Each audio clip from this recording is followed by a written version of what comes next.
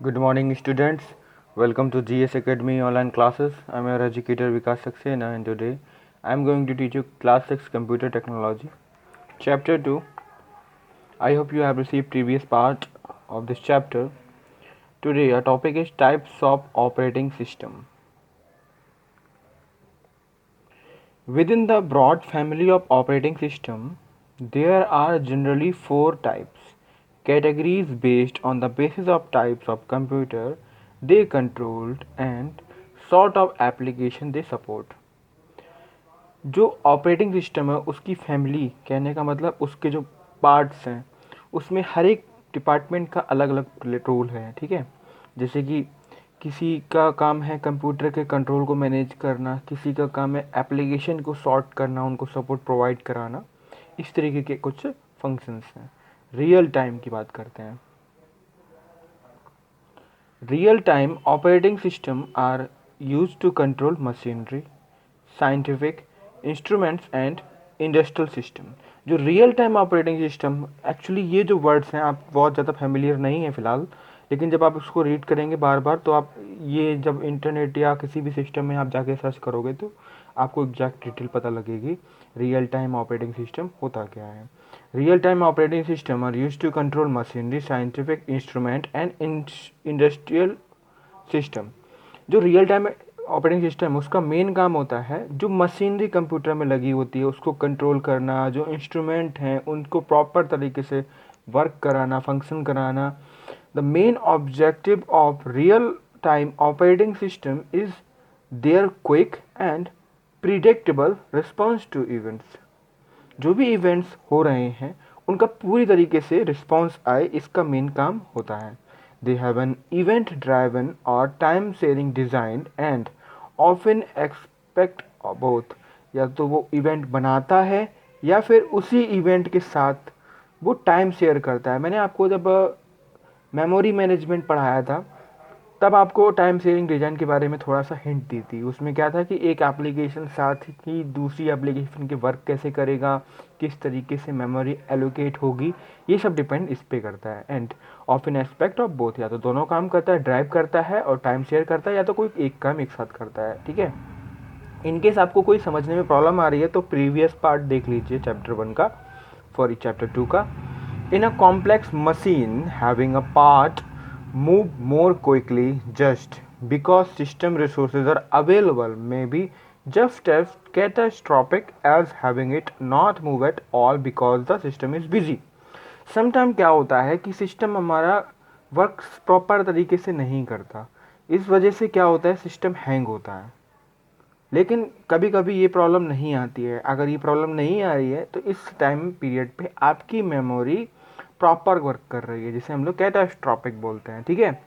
जब इसका मतलब ये भी होता है जैसे कि दो एप्लीकेशन बड़ी साइज की वर्क कर रही हैं और आपने तीसरी एप्लीकेशन भी ओपन कर दी तो क्या होगा, थर्ड एप्लीकेशन वर्क नहीं कर पाएगी क्योंकि उस टाइम पीरियड पे जो मेमोरी है पूरी तरीके से एलोकेट हो चुकी है, सिस्टम पूरी तरीके से बिजी है, वो नई एप्लीकेशन को स्पेस नहीं दे सकता, ठीक है। बढ़ते हैं आगे। Multi user. A multi-user operating systems allow multiple users to access a computer system at the time. Single-user operating system have only one user but may allow multiple programs to run at the same time. As name suggests, multi-user। Multi-user में क्या होगा, जो operating system है multiple, multiple मतलब होता है एक से ज़्यादा। जब भी एक से ज़्यादा यूज़र कंप्यूटर में वर्क करते हैं एक ही समय पे, ठीक है। जैसे कि सिंगल यूज़र ऑपरेटिंग सिस्टम की बात अगर करी जाए तो उसमें सिर्फ एक समय में एक ही यूज़र काम कर सकता है, लेकिन वो मल्टीपल प्रोग्राम को एक्सेस कर सकता है, ठीक है। देखिए मल्टी यूज़र ऑपरेटिंग सिस्टम का मतलब ये होता है कि जब एक से ज़्यादा यूज़र वर्क करें, और सिंगल ऑपरेटिंग सिस्टम का मतलब होता है जब यूज़र तो एक हो लेकिन प्रोग्राम बहुत सारे हो जाएं, ठीक है। A multi-user operating systems allows many different users to take advantage of computer resources simultaneously। जो मल्टी यूज़र ऑपरेटिंग सिस्टम होते हैं उसमें यूज़र एक साथ कंप्यूटर के रिसोर्सेज को वर्क कर सकते हैं। The operating systems must make sure that the operating system must make sure that the requirement of various user are balanced. Operating system का मेन पर्पस होता है कि जो यूज़र उसमें काम कर रहे हैं उनको पर्याप्त समय मिले and that each of program they are using has sufficient and separate resources to that a problem with one user doesn't affect the entire community of user. Suppose यहाँ पे एक फिगर गिवन है, ये एक सिस्टम से connected है, इस user ने कोई काम शुरू किया, इसने भी शुरू किया, साथ ही सब ने शुरू कर दिया, लेकिन इस टाइम पीरियड पे ऑपरेटिंग सिस्टम का मेन काम होगा कि सभी को सेपरेट टाइम दिया जाए, सेपरेट मेमोरी दिया जाए, जिससे कि किसी को भी प्रॉब्लम ना हो. ठीक है, ये काम होता है. अब बात करते हैं Unix, VMS and mainframe operating system such as MBS are example of multi user operating systems. जो मल्टी यूजर ऑपरेटिंग सिस्टम के एग्जाम्पल हैं उनके आंसर ये होंगे आपके Unix, VMS and mainframe. याद कर लेना, बहुत इंपॉर्टेंट क्वेश्चन था ये. अब आते हैं single user multitasking. Microsoft Windows की बात करेंगे, क्योंकि हम लोग अभी तक फेमिलियर हैं माइक्रोसॉफ्ट विंडोज़ से, इसीलिए हम लोग सिंगल यूजर से फेमिलियर हैं. और मल्टी यूज़र की बात आती है तो मल्टी यूज़र तो नहीं है ये, लेकिन हाँ मल्टी प्रोग्रामिंग है, मल्टी टास्किंग है. मल्टी यूज़र में मैंने भी बताया एक से ज़्यादा लोग वर्क कर सकते हैं एक साथ. सिंगल यूजर में एक से ज़्यादा लोग वर्क नहीं कर सकते, सिर्फ सिंगल ही यूज़र काम कर सकता है. ये ज़रूर है कि वो एक समय में एक से ज़्यादा एप्लीकेशन को एक्सेस कर सकता है. Single user multitasking. A multitasking operating system allows more than one program to be running at a time. From the point of view of human time scales, जैसे एक इंसान है वो एक समय में एक ही काम कर सकता है. जैसे मैंने कहा कि मैं खाना खा रहा हूँ, साथ ही में मुझसे कोई कहते कि जॉगिंग भी आप करो, तो मुझे वो थोड़ा मुश्किल है मेरे लिए करना, और इससे मेरा प्रॉब्लम भी क्रिएट हो सकती है कोई. ठीक है, लेकिन कंप्यूटर में ऐसा नहीं है. कंप्यूटर में एक समय में आप एक से ज़्यादा काम कर सकते हो. मैंने आपको एग्जांपल पहले भी दिए थे, अभी भी दे देता हूँ. जैसे आपने पेंट प्रोग्राम खोला, पेंट आपने वर्क करा, साथ ही में आपने सॉन्ग शुरू कर दिया, सॉन्ग सुनना शुरू कर दिया. ठीक है, म्यूज़िक सिस्टम ऑन कर दिया, तो ये दोनों मल्टीटास्किंग एक समय में काम कर रहे हैं. आप चाहो तो साथ में आप किसी अदर एप्लीकेशन को भी ओपन कर सकते हो, उसको भी वर्क कर सकते हो. तो आप कह सकते हो कि एक समय में एक से ज़्यादा हम टास्क परफॉर्म कर सकते हैं, इसलिए इसे मल्टीटास्किंग कहा जाता है.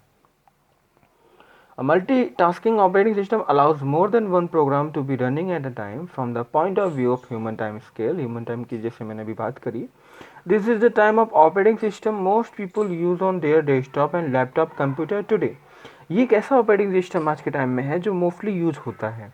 Microsoft Windows and Apple Mac operating system performs both examples of operating system that will let a single user have several program in operation at a time. जो आईफोन के जो ऑपरेटिंग सिस्टम है, मैं आपको iPhone directly बोलता हूँ क्योंकि लोग फैमिलियर आईफोन से compare to Apple Mac operating system जो उसमें होता है वो भी सिंगल यूज़र है एज माइक्रोसॉफ्ट विंडोज़. जो माइक्रोसॉफ्ट का जो प्रोडक्ट है विंडोज़, उसमें भी सिंगल यूज़र ऑपरेटिंग सिस्टम है और मोस्टली लोग इसी लोगों से फैमिलियर हैं. मल्टी यूज़र में याद कर लेना अगेन यूनिक्स एंड वीएमएक्स आता है और मेन फ्रेम आता है. ये बड़े पर्पज़ पे काम आता है जब भी किसी बड़ी कंपनी में हम लोग कोई प्रोग्रामिंग या डेवलपमेंट करते हैं. ठीक है, इसीलिए यहाँ पे होम के लिए बात की गई, होम के लिए बात किया गया था laptop. Now come to the page number 24. Single user single task. A single tasking system has only one running program as the name implies. Single user single task मतलब एक यूजर एक ही काम एक साथ कर सकता है बस. The operating system is designed to manage the computer so that one user can effectively do things at a time. The Palm operating system of Palm handled computer is a good example of modern single user single task operating system. जो palm operating system एक ऐसा operating system है जिसमें एक समय में एक user एक ही टास्क को परफॉर्म कर सकता है. ठीक है, मैंने आपको तीनों बता दी, वापस से रिपीट कर देता हूँ आपको. देखिए मल्टी यूज़र में क्या होगा कि एक समय में एक से ज़्यादा यूज़र काम कर सकते हैं. जैसे यहाँ पे इतने सारे लोग बैठे हैं आपके, टोटल 8. ऐसे ही सिंगल यूज़र में मैंने बताया था एक यूज़र होता है लेकिन वो काम बहुत सारे कर सकता है। लेकिन इसमें पाम ऑपरेटिंग सिस्टम में क्या होगा कि सिंगल यूज़र होगा और एक समय में एक ही काम कर सकता है।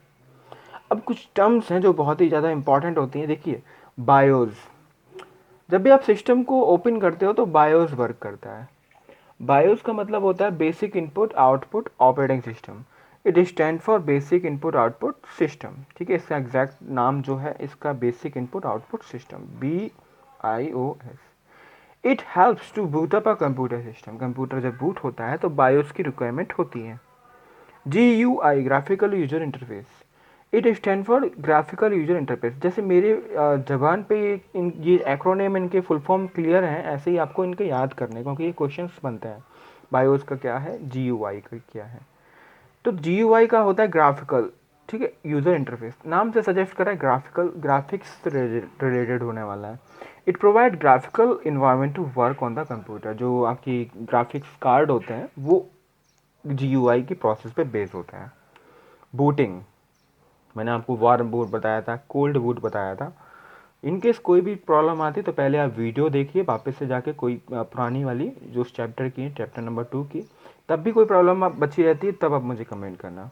Booting, it is a process of loading the operating system in the computer main memory. Computer की मेन मेमोरी में ऑपरेटिंग सिस्टम को लोड होने की जो प्रोसेस है उसे बूटिंग कहते हैं। Now come to the point to remember, last topic of today.